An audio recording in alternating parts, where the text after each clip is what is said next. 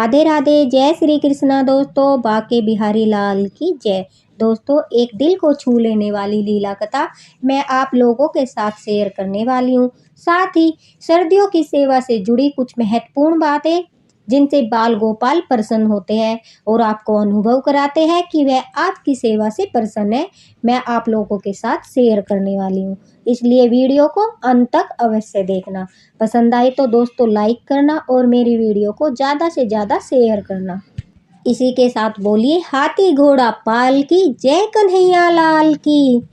चलिए सुनाते हैं यह प्यारी सी सुंदर सी लीला कथा जो हमारे साथ शेयर की है मेरठ की रहने वाली एक भक्त निशा मिश्रा जी ने। निशा जी कहती है, आप सभी को तो पता ही है कि सर्दियाँ काफ़ी पड़ रही है और हम अपने बच्चों को सर्दी से बचाने के लिए हर एक उपाय करते हैं।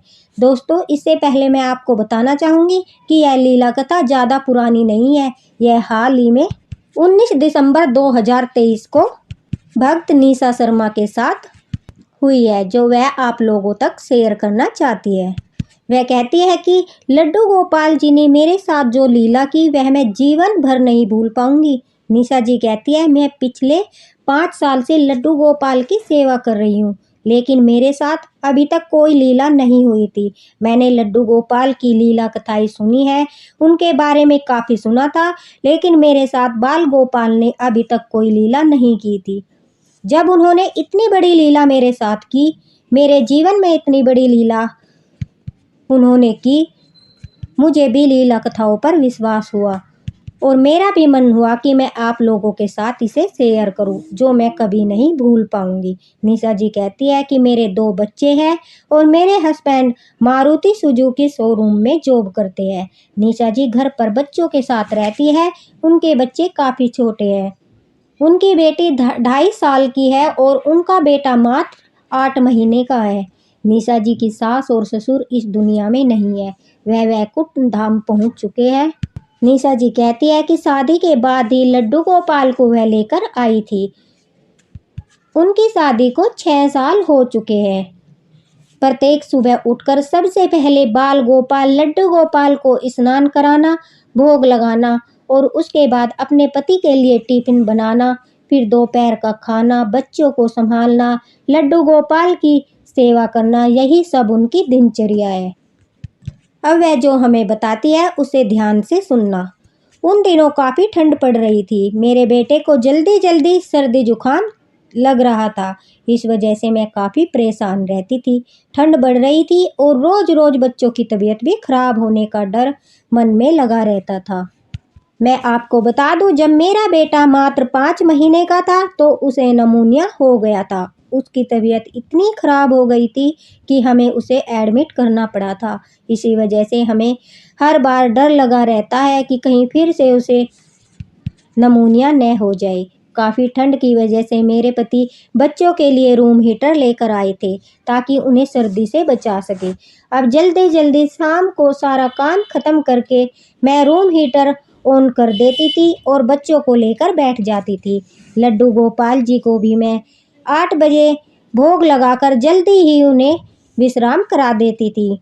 उनके लिए भी मैं गर्म बिस्तरा और ब्लैंकेट और सर्दियों के लिए गर्म कपड़े लेकर आई थी। उनको लिटाकर ब्लैंकेट उड़ाकर मैं उनको विश्राम कराती थी।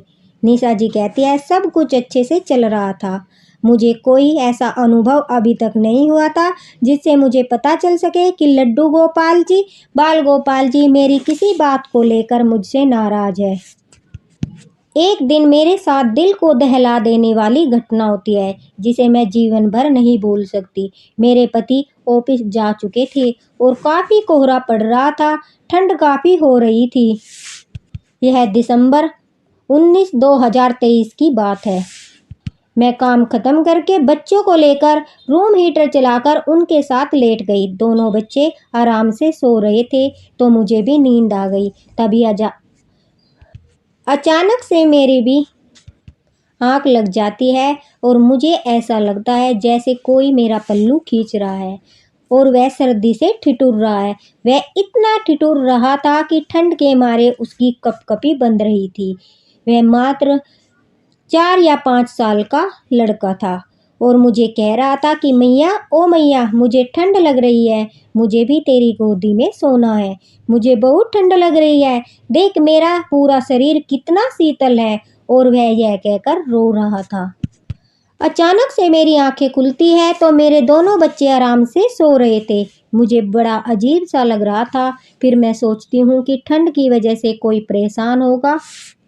यह तो एक सपना था। मैं अज्ञानी कुछ समझ ही नहीं पाती और शाम के 5 बज चुके थे। मैं खाना बनाने की तैयारी में और बाकी कामों में लग जाती हूँ। रोज की तरह 8 बजे सारा काम खत्म करके मैं लड्डू गोपाल जी को विश्राम करा देती हूँ और अपने रूम में आ जाती हूँ। निशा जी कहती है रात भर रूम हीटर चलता रहा, फिर भी मुझे उस दिन इतनी ठंड लग रही थी, इतनी ठंड लग रही थी कि मैं सहन नहीं कर पा रही थी और न ही मैं सो पा रही थी। मैं सो भी कैसे सकती थी, क्योंकि जब मेरे लड्डू गोपाल जी ही नहीं सो पा रहे थे तो मैं कैसे सो पाती। निशा जी कहती है सुबह करीब 4 बजे से मुझे नींद आनी शुरू होती है। मेरी आंख लगी ही थी कि अचानक से मुझे अपने पति की चिल्लाने की आवाज़ सुनाई देती है। वह मुझे ज़ोर ज़ोर से हिला रहे थे और कह रहे थे जल्दी बाहर चलो, जल्दी बच्चों को लेकर बाहर चलो। मैं घबराकर उठ जाती हूँ तो पूरे कमरे में धुआं ही धुआं था। यह देखकर मेरा दिल दहल जाता है। हम जल्दी से दोनों बच्चों को उठाकर रूम के बाहर आ जाते हैं। हमें समझ नहीं आ रहा था कि रूम में इतना धुआं कहाँ से आ रहा है। दरअसल जो रूम हीटर हमारे रूम में चल रहा था उसमें अचानक से आग लग जाती है। वह अभी लाए हुए ज़्यादा दिन भी नहीं हुए थे। हमें इसलिए समझ नहीं आ रहा था अचानक से हीटर में आग कैसे लगी। अभी तो उसे लाए कुछ दिन ही हुए थे। रूम में धुएं की वजह से हम नहीं सो पाते, इसलिए जिस रूम में लड्डू गोपाल जी विश्राम कर रहे थे मैं बच्चों को लेकर वहां लेट जाती हूँ और मेरे हस्बैंड ड्राइंग रूम में ही सोफे पर लेट जाते हैं। मेरा बेटा ठंड की वजह से रोए जा रहा था। बेटी भी बार बार मुझसे चिपक रही थी। मुझे इतनी ठंड लग रही थी मानो कि अभी अभी ठंड के मारे मेरे प्राण निकलने वाले हैं। मैंने 2-2 ब्लैंकेट लिए हुए थे, लेकिन फिर भी ठंड कम नहीं हो रही थी। मेरे बच्चों को गोदी में लेकर उन्हें ठंड से बचाने की कोशिश कर रही थी। तभी अचानक मेरी नज़र वहां पर सोते हुए बाल गोपाल लड्डू गोपाल जी पर जाती है। निशा जी कहती है अचानक से मुझे वह सपना याद आता है और फिर मैंने उठकर जब लड्डू गोपाल जी को देखा, वह इतने ठंडे थे, इतने ठंडे थे मैं उन्हें हाथ भी नहीं लगा पा रही थी। ऐसा लग रहा था मानो कि बाल गोपाल लड्डू गोपाल जी को किसी ने बर्फ में लिटा दिया हो। तभी मुझे एहसास होता है, अंदर से भाव आता है कि वह सपना जो आया था वह कोई और नहीं, बाल गोपाल लड्डू गोपाल ही थे। हीटर का जलना और इनके रूम तक आना यह सब इनकी ही लीला है। मेरे बाल गोपाल मुझे एहसास कराना चाह रहे थे कि उन्हें भी ठंड लगती है। मैं जब उन्हें पुत्र रूप में सेवा करती हूँ, उन्हें अपने बेटे के जैसा मानती हूँ, तो फिर उनका अपने बेटे की तरह ध्यान क्यों नहीं रखती। जब मेरे बेटे को ठंड लगती है तो क्या बाल गोपाल को ठंड नहीं लगती? वह भी तो बच्चे ही है। जब मैंने अपने बच्चों को रूम हीटर की सुविधा दी है तो क्या बाल गोपाल के लिए हीटर लाना मेरी जिम्मेदारी नहीं थी? यह सब बातें मेरे मन में आती है। ऐसा लग रहा था यह सब अनुभव बाल गोपाल लड्डू गोपाल मुझे करा रहे थे। मुझे लग रहा था कि मैंने अपने बच्चों में और बाल गोपाल जी में भेदभाव किया है। अगर मैं उन्हें रूम हीटर में सुलाती थी तो बाल गोपाल जी को भी मुझे वहीं सुलाना चाहिए था। मैंने यह गलती कैसे कर दी? मेरे लड्डू गोपाल इतने दिन से ठंड में परेशान थे, वह ठीक से सो भी नहीं पा रहे थे। मैं आराम से अपने बच्चों के साथ सो रही थी। मुझसे यह पाप किस प्रकार हुआ? यह मेरी अज्ञानता थी। और देखो लड्डू गोपाल ने हमें उसी रूम में पहुंचा दिया, ऐसी लीला रची जहां वह खुद रोज सोते थे और मुझे इन सब बातों का अनुभव कराया। मेरी आंखों से आंसू आ रहे थे। मैं अपने लड्डू गोपाल को गोदी में लेकर सारे अनुभव कर रही थी। मुझे पहली बार यह अनुभव हो रहे थे जैसे मेरे बाल गोपाल लड्डू गोपाल मेरे साथ बातें कर रहे हो। वह मुझसे कह रहे हो कि मैया तुम अपने बच्चों को तो सर्दी से बचाने के लिए रूम में सुलाती थी, लेकिन मैं यहाँ अकेला ठंड में सोता था। मुझे नींद नहीं आती थी मैया, मैं काफ़ी दिन से नहीं सो पाया। मुझे यह सब अनुभव हो रहे थे। मुझे लग रहा था मानो बाल गोपाल, लड्डू गोपाल मुझसे बातें कर रहे हैं। मेरी आंखों से लगातार आंसू बह रहे थे। उस समय जो मैं महसूस कर रही थी, मैं आप लोगों को अच्छे से बता भी नहीं सकती। मुझे सपना आना और हीटर का जलना कोई कोइंसिडेंट नहीं था, बल्कि बाल गोपाल, लड्डू गोपाल जी की लीला थी। वे मुझे एहसास कराना चाहते थे कि अगर तुम पुत्र रूप में मेरी सेवा कर रही हो तो फिर यह भेदभाव कैसा। उन्होंने हमें उसी रूम में पहुंचा दिया जहां पर ठंड में वह सो रहे थे। अब मुझे सब कुछ समझ आ चुका था। अगले दिन सुबह के समय मैं अपने हस्बैंड को सारी बातें बताती हूँ। वह भी लड्डू गोपाल से बहुत प्यार करते हैं। हम दोनों उनसे माफ़ी मांगते हैं और उसी दिन से हम लड्डू गोपाल को अपने बच्चों की तरह हर एक सुविधा देते हैं। उस दिन से मैं बच्चों के साथ लड्डू गोपाल के रूम में ही हीटर चलाकर सोती हूँ। मेरे बाल गोपाल, लड्डू गोपाल मुझे समझाने के लिए इतनी बड़ी लीला रचेंगे, मुझे नहीं पता था। अब मैं अपने लड्डू गोपाल की सेवा अच्छे से करती हूँ। उनके लिए हर वो चीज़ लेकर आती हूँ जो मेरे बच्चों के पास है, चाहे वह कपड़े हो या फिर खिलौने हो या फिर खाने की चीज़ें हो। इसलिए दोस्तों, जब हम सच्चे भाव से उनकी सेवा करते हैं तो साथ ही साथ वह हमारे साथ भी लीला करते हैं, हमारे साथ भी चमत्कार करते हैं। हमसे क्या गलती हुई है यह भी अनुभव करवाते हैं। आप किस प्रकार अपने लड्डू गोपाल की सेवा कर रहे हैं, ज़रूर शेयर करना। मैं आप लोगों को सर्दियों की सेवा से जुड़ी कुछ महत्वपूर्ण बातें बताती हूँ जिनसे बाल गोपाल, लड्डू गोपाल प्रसन्न होते हैं। लड्डू गोपाल जी को जब स्नान कराए तो गुनगुने पानी से ही सर्दियों में स्नान कराए।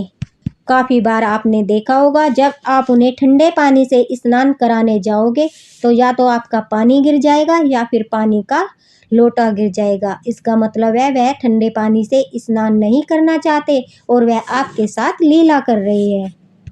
स्नान के बाद देसी घी लगाकर उनकी मालिश करें, इससे उन्हें थोड़ी गर्माहट मिलेगी।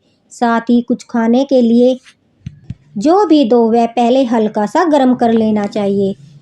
सर्दियों में उन्हें ठंडा खाना नहीं खिलाना चाहिए। बादाम वाला दूध का भोग अवश्य लगाए क्योंकि वह उनका सर्दियों का फेवरेट भोग है।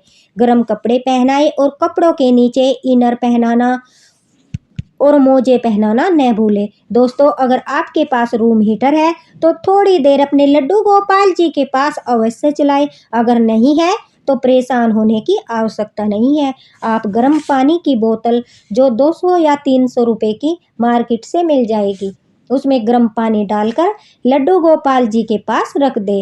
वह भी उनको हीटर की तरह ही गर्माहट देती है।